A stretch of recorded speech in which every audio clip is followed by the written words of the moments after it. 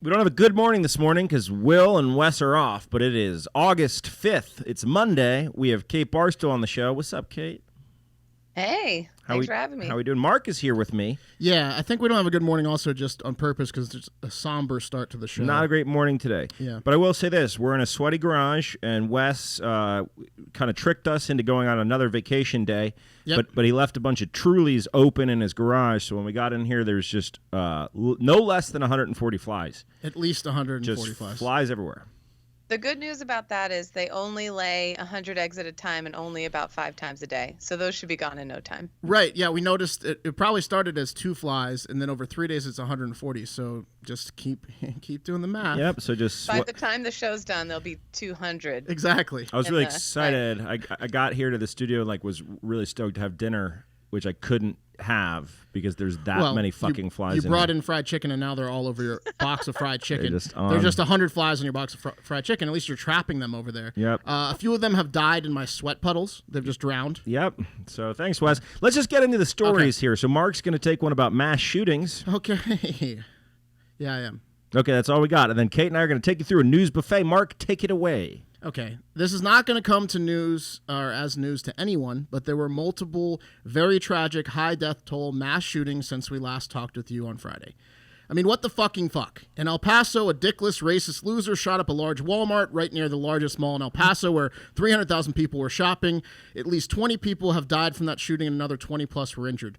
Then about 12 hours later in Dayton, Ohio, another young virgin shot up the popular downtown Fifth Street area, killing 9 people at the time of this recording and injuring over a dozen others. This fucking piece of shit was also rocking an assault rifle, semi-automatic type weapon like the Walmart shooter, but this time the Dayton guy had some body armor to boot as well, but luckily the cops in Dayton got to that psychopath about 30 seconds or less from the first bullet he fired, so they probably saved a lot of lives with their great and brave work. Shout out to the Dayton police force on being heroes.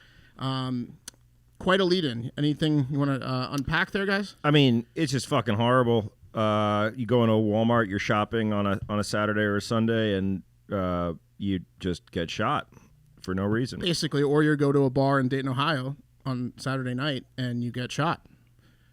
So. And this was, I mean, a week ago we had the Gilroy shootings at the fucking Garlic Festival. It's like, yeah, Garlic Festival. It's not even surprising anymore, sadly. You're like, oh no, fuck. Where can you go? I was watching the Quentin Tarantino movie this weekend. I was like, I hope I don't get shot, you know? Yeah, it's a weird cycle because, I don't know. The Walmart's interesting. It's just I've never there's not been a shooting like that where it's like a super center where someone's walking around with a weapon. Also a place where they sell weapons, which is weird and ironic. I don't know.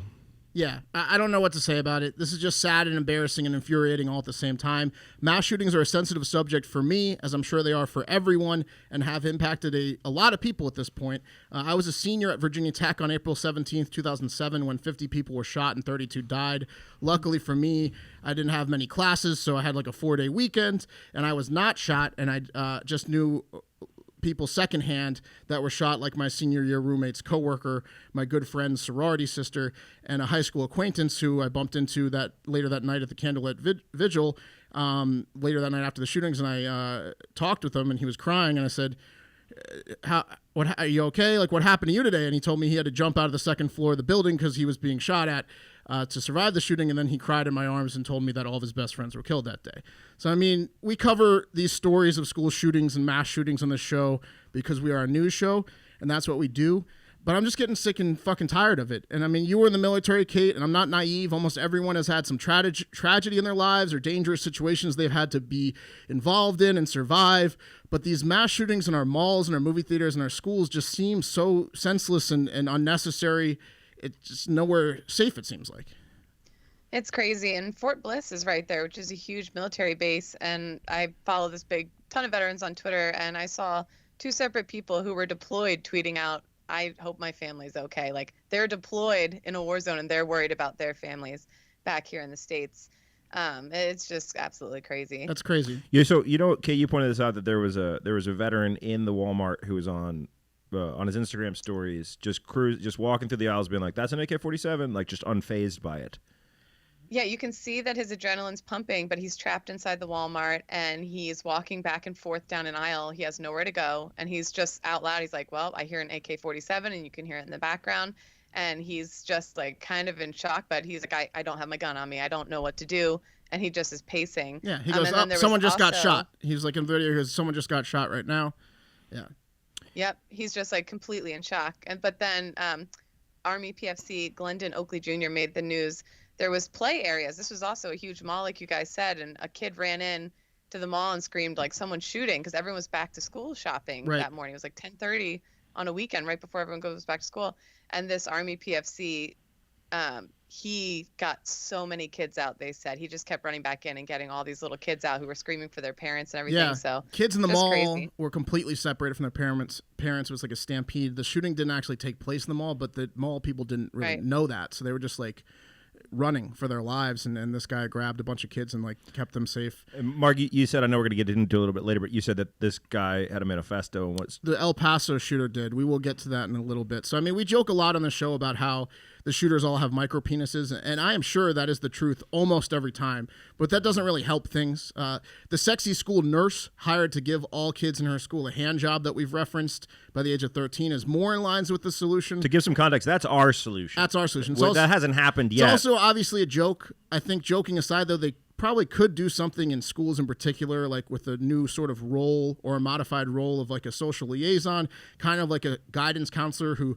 specializes in identifying which kids are total losers and outcasts instead of like which kids need to go to which colleges, and that person makes sure that these kids aren't sitting alone at lunch, and that people are having conversations with them and maybe making friends, or at least the staff is being nice to them, because I guarantee you that along with having tiny dicks, these mass shooters also just don't have real friends and friends in real life. It's just not something they have. And just so we're clear, we're talking about micro penises, not tiny dicks. Having a tiny dick is fine. These guys have micro penises. Incredibly tiny penises. Yeah, but the truth is, Mark, it's like a lot of times people talk about it being mental illness, and a lot of times it is, but those things can be prevented. Being mentally ill does not mean that you're going to shoot a place up. No, and I think some of it's compounded, right? If you're mentally ill and no one's talking with you and calling you a loser and bullying you, that I don't know, but I don't have any answers.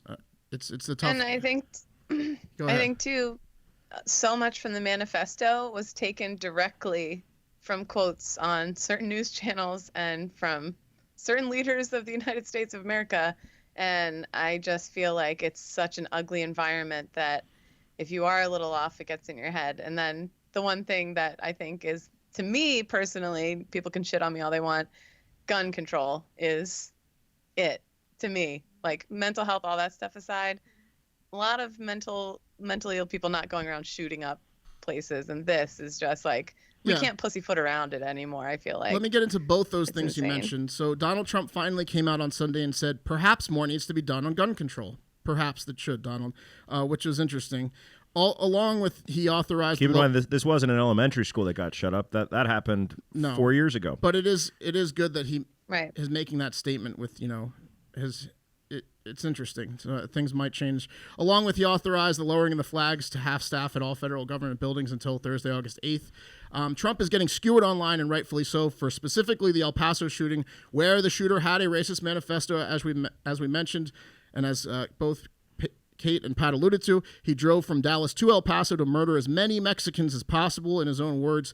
And look, the send her back chants and the rhetoric Trump spews about the border in Mexico is not acceptable. Let me make that clear. But the mass shootings cannot be pinned on Donald Trump and his administration, in my opinion. They've been happening forever. They've been happening for the past decade consistently, well before 2016. I think that you can't point fingers in these scenarios.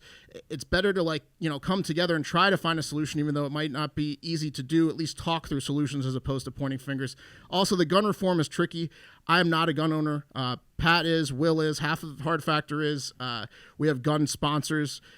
We have a Second Amendment, right? I think we've jumped the shark on how many guns are in circulation. Buybacks and banning of guns probably not possible or effective. That would lead to law enforcement getting shot. I do think the government can pass some federal laws or better background checking, closing loopholes maybe at gun shows or whatever. But there's always going to be a way for a psychopath loser to get a gun, and there's just too many in fucking circulation as is. So outside of making these losers have to describe, I think they should have to describe 3 human friends they hang out with in person, not just in a virtual lobby when they are doing like a background check? Like you have to name 3 friends. Oh yeah, I get a phone call once a month from a friend who's trying to get a new job for a reference. Like, hey, can you give a reference about these people? That should be the case for gun control. Yeah. Give me 3 names that I can call. Yeah. And they can't be named Jerry. Describe them, their characteristics, and describe what you guys do when you hang out. Yeah, and what's their hair color, or are they bald? Where do they live? If you don't have 3 human friends, you can't get a gun. That's true. I'm sorry, you can't. And those human friends who vouch for you, there should be a written contract where if you do fuck up and you are a complete small dick loser and you go do something like this, that those 3 people then, like, okay, say yes to this person, but then you get doxxed or something. Like you have to sign off. Like, fine, if this person does it, you can dox. Oh my god, that's a great idea. Yeah, they can't. Yeah, they get in trouble for vouching. Then public shaming. And if they have a dox on their record or like an ex, like they were used as reference, and then that person shot some people up, they can't be used as references anymore. So like that gets rid of them as that option. I do want to say one thing. So Rebecca, who works for this show, is a Mexican American woman from El Paso, and like she's one of the best and most hardest working people I know. Pretty much everyone that works for or with me is Mexican, and it's like, or they're Mexican American. It's like, what the fuck? Yeah, what the fuck are you Yeah. doing? You're going to shoot up Mexican people who help. First of all, are some of the hardest working people in this goddamn country.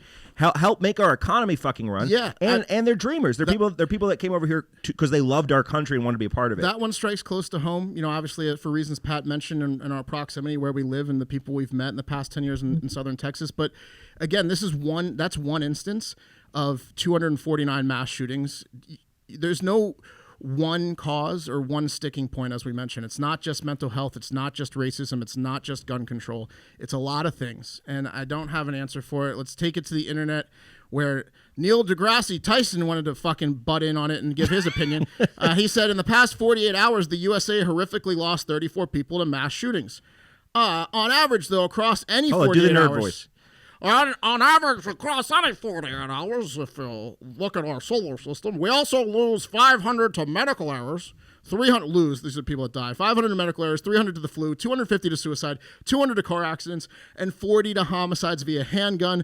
Often our emotions respond more to spectacle than to data. So he says, everyone stop worrying about the mass shootings. We have other things to worry about. To which Smath Mouse said, fuck off. There's your data. Fuck you, Neil deGrasse Tyson. People have to get better when they're sick. People have to drive their car to fucking work in places. Suicide is a whole different issue. We don't need mass shootings is the point. These are all unavoidable things, motherfucker. You're saying that this is not that big of a deal because we lose people to other fucking things that are... It's like, I got hit by a bus on my way to work. Shut down buses. We're not saying that, deGrasse Tyson. Smash Mouth, who hasn't been relative since Shrek 2, came in from the top ropes. Yeah, those are the guys that can't take a joke on the internet, by the way. Follow Smash Mouth on Twitter just because they get trolled all day long. Yeah. It's a lot of fun. All right, I'm sorry for that story. Let's take it to some more fun shit. Yeah. Kate, you want to kick off this news buffet? Boy, yeah, sure. it's easy transition here. From that to French hoverboard guy, guys. French hoverboard guy. After failing at the attempt 10 days ago, Frenchman Frankie Zapata successfully completed a 22-mile hoverboard flight across the English Channel in just 22 minutes on Sunday morning. That's awesome. At speeds of more than 110 miles an hour. He was propelled by a very safe-sounding power pack full of kerosene. What? Yes, kerosene, which is not super flammable at all. As a pyromaniac, as a guy that started fires my whole life, I've actively avoided the accelerant kerosene because it's too dangerous for me. Was this engineered by the Rocket Man from like the 1940s themed era Disney movie? Are you talking about Billy Campbell, the Rocket Man? The Rocket Man. I waited on him one time. Such a nice guy. So ripped. Well, somehow that kerosene got him there. He took off from France and landed in southeast England, and he only stopped once to refuel his futuristic invention from a boat. He said also that his leg muscles were burning by the end of the flight because the board is attached to your feet, not because of the kerosene, because he had been skipping leg day, and the board's attached to your feet, and you're fighting 110-mile-an-hour winds across the fucking English Channel, which is crazy. But, guys, I've heard of a Frenchman with a cheese board, but a hoverboard? Yeah, exactly. Heyo. Killer joke, Kate. It sounds a little dangerous. I'm glad he got across, and it sounds fun and looks fun, but like kerosene and your legs are fighting against it the whole time. That doesn't seem very safe. For those of you who don't know what this guy is, this is the guy that showed up at Bastille Day like the Green Goblin and was just cruising around. It's not like a hoverboard. It's literally the Green Goblin. That's what he's got. Right. Yeah. He's not like floating 2 feet off the ground going slow. He's like hundreds of yards in the air going like 80 to 100 miles with an hour. With an assault rifle usually. Giggling with an assault rifle, yeah. Yeah, Yep, I do feel like we missed out, though. Like, I feel like he would have been super cool in the 70s, but I feel like too much time has passed. But also, if you were in like an elite military hoverboard unit, you would get so much ass. And oh my God! Like yeah, everyone would slamming ass. Everyone would be showing up at the recruiting station saying, "I want to be the hoverboard guy." But right, your legs would be so tired, so you'd have to kind of just hope for blowjobs, I guess. Would you even be able to have sex? You could get whatever the fuck you wanted if you were a hoverboard. I know, but guy. your legs would be cramping. You think that? Oh my God! You'd wear your sweet hoverboard suit around off base. Yeah. Can you imagine getting a blowjob on a hoverboard? I mean, what a treat. I can imagine. We're going to get to a similar story, I think, at the end, right, Pat? Yeah. Let's take it over to this Brazilian escape artist. So, Clavino da Silva is a genius, y'all. He's also a Brazilian gang leader known as Shorty, who was busted this weekend for trying to escape from a high-security prison in West Rio de Janeiro. The plan was simple, y'all. His 19-year-old daughter came in to visit him with a pregnant woman in tow. And the reason for the pregnant woman is that there's a policy in this jail that pregnant women can't be searched. Of course. You following? So inside of that pregnant woman, her unborn baby was clutching a silicone mask, glasses, and a cute outfit that mirrored the outfit that Shorty's 19-year-old daughter was also wearing. Right, so all the pregnant women just tape breakout supplies to their belly. Well, it's I said that it was inside her body. No, it was just taped to the belly. It's possible that it was just up her dress, but I don't know how women's bodies work exactly. Sure. And I like to think that her unborn baby was in on it. You think? Maybe. Anyway. Oh, for sure. Yeah, so Shorty changed into skinny jeans, a pink T-shirt with donuts and love hearts on it, complete with a bra underneath, and then he put on the silicone mask that they'd smuggled in, which was designed to look like his daughter but fit over his head. And then he had a wig and glasses, and he started to make his way out of the prison, leaving his 19-year-old daughter behind in his cell. So they thought, okay, the pregnant lady and the daughter are leaving. Mm-hmm. 2 came in, 2 come out. But the real daughter is actually in his cell because he switched her. He flip-flopped. Did they put a disguise? Did they put a dad disguise on her? No, I think they just. I don't know what the logistics. They put her in go short khakis with big New Balance sneakers and high socks, I think. Exactly, yeah, he had she gave her like a huge mustache. Right. Anyway, this guy made it to the outermost door of the prison, but then he was busted because he was acting strangely. He just kept shouting, "Where's the women's room? Yeah. I need to use the women's room." He's like, oh my God, I'm having my period. Yeah. Do you want to fuck me? Yeah. He was acting how Anyone he thinks. else's vagina hurt? Yeah, my vagina is these things itch. Yep. Anyway, that's that. He got caught. Good try though. Ugh. Well, speaking of getting caught, you guys, when a 54-year-old man robbed a Cleveland bank last week, he forgot one small detail. The note demanding money that he gave to the teller had his full name and home address on the other side of it. Damn it. Authorities say the man, you hate to see it. Authorities say the man had used the blank side of the document from the Department of Motor Vehicles to write his bank note, and then they were able to easily identify him, and a warrant is now out for his arrest. Once again, guys, the DMV is just a huge pain in the ass. It's just really, I blame the DMV for all this. And the guy probably just needed money to pay for his registration, but now he's the one who's going to get impounded. Nice. Nice. That's why we have her on the show. Nice. That's why we have her on the show. Okay, so Frederick Sterry Smith of Florida wanted to take his lady out to eat for a cultural experience, but not too cultural. And that's why he selected Milagro Latin Kitchen in St. Augustine, Florida. And unfortunately for Smith, the experience was a little on the spicy side. Flaming. Yeah, with the waiter really showing off his Latin flair. You may say rubbing the couple's noses in it. And when it was time to settle the bill, Smith had only one recourse, and that was to leave no tip to teach his flamboyant waiter a lesson. But as a man of principle, he thought he needed to give an explanation, so he wrote in, quote, "if he wasn't gay" on the tip line. Yeah, that way there would be no confusion, and maybe it would give the waiter a little something to reflect on when he realized that his gayness is putting a hurting on his bottom line. Well, that's not going to change. Is bottom getting hurt from the gayness? See what I did there? Oh, yeah. But what does he mean? If he wasn't gay, I would have left my normal 10%. Yeah, I would have given him the 10 he deserved for working hard. It's the worst. Yeah, the waiter showed... Oh, go ahead. I actually, when I was in Charlotte for a NASCAR race earlier this year, I saw a shirt that said, "I support LGBTQ, Liberty, Guns, Bible, Trump, Barbecue." And it was a guy wearing it unironically in a restaurant on a Saturday night, like a nice restaurant. Not and offensive maybe it was at all. that guy, but I was like, I can't believe these people still exist. That shirt is Ugh. pretty fucking awesome, but you'd want to wear it like around, gay people that know you're joking about it, because it is an awesome shirt. Yeah, the gays need to take that shirt back. Is what they need to do. Yeah. The Liberty, guns, Bible, Trump, barbecue. and then barbecue, which that was like we need a B. All right.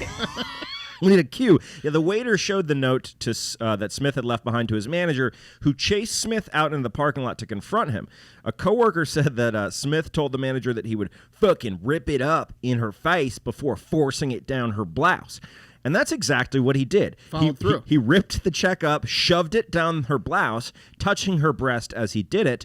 Probably a strategic move to let her know that even though after being in close proximity to a gay waiter for an entire meal, he hadn't been infected and was still straight as an arrow. This guy's just teaching life lessons left and right. Stop being gay. Here's a tit grab for you, ma'am. You come at me, I'm going to touch that tit. Yeah. Fair game. Quite a showing, really. All right, talk about the man who poisoned his wife. Indeed, love is in the air. A Michigan man was sentenced to 60 days in jail for poisoning his wife's coffee with the active drug found in Benadryl. Brian Kozlowski's estranged wife felt tired, nauseous, and had blurry vision last July after drinking coffee that Kozlowski had prepared for her. What a shitty poisoning. By the way, I take Benadryl know. every night to go to sleep. Yeah, this isn't that bad. Yeah, it sounds awesome. Right. Yeah. She had filed for divorce 2 months earlier and became suspicious after that. So she had cameras installed in their kitchen, and videos later revealed Kozlowski had been pouring diphenhydramine, the active drug in Benadryl, into his wife's morning coffee, intentionally poisoning her. I kind of what love was this the because end goal there? well, Yeah. it's really romantic. I because know the angle. Yeah, she tried to divorce him, and he was like, Yeah, it's really romantic because he's like, if I can't ever, nobody can. No, he wasn't trying to kill her. I know what the angle was. He's trying to make her confused and kind of go insane. So she's drinking coffee and getting tired and questioning her body and questioning her own sanity. And unbeknownst to her, when she tries to bring up divorce, he's gonna be like, "You don't know what you want, do you? Right. You're confused all the time. Look at her, Judge. You're up when you should be down. You're tired when you should be awake." He's just like, you need to just be not confused. That's Why don't the I angle. get you a cup of coffee here? Yeah, exactly. Yeah, it's just bizarre. Especially, I feel like it's a rookie move to put that stuff in something that she knows is supposed to wake her up. So right away, I would be like, something's wrong. I'm drinking coffee. I feel tired though, something's off. I don't know. Put it in my booze, I wouldn't notice a thing. You got a dead kill me in Kate. a week. You got a dead Right. Kate Yeah, there. because then you could say your drinking has gotten worse. You get Right. tired quicker. Yeah. So. Yeah, it's a really poor poisoning on this guy. But they reconciled, right? They reconciled. They got back together. They did. No, just kidding. They're definitely officially divorced now. So Oh, that's sad. news. Damn. Yeah. All right, guys. Well, in a recent interview, Once Upon a Time in Hollywood star Margot Robbie was asked where the craziest place she ever had sex was, and her response was on a jet ski. There's the hoverboard callback. Mm-hmm. That's it. Could you imagine Margot Robbie on a hoverboard? Oh, big time. And that's really the Man. whole story. I just thought it was kind of cool. I wonder if that jet ski is available for rent or purchase. I'm going to be doing a little bit of digging. And that's going to do it for Hard Factor. Thank you guys for so much listening. Kate, thanks for being on the show. Thanks. Can you imagine giving Margot Robbie a blowjob on a jet ski? Yeah, Treat. pretty I'm going to sweet. try tonight.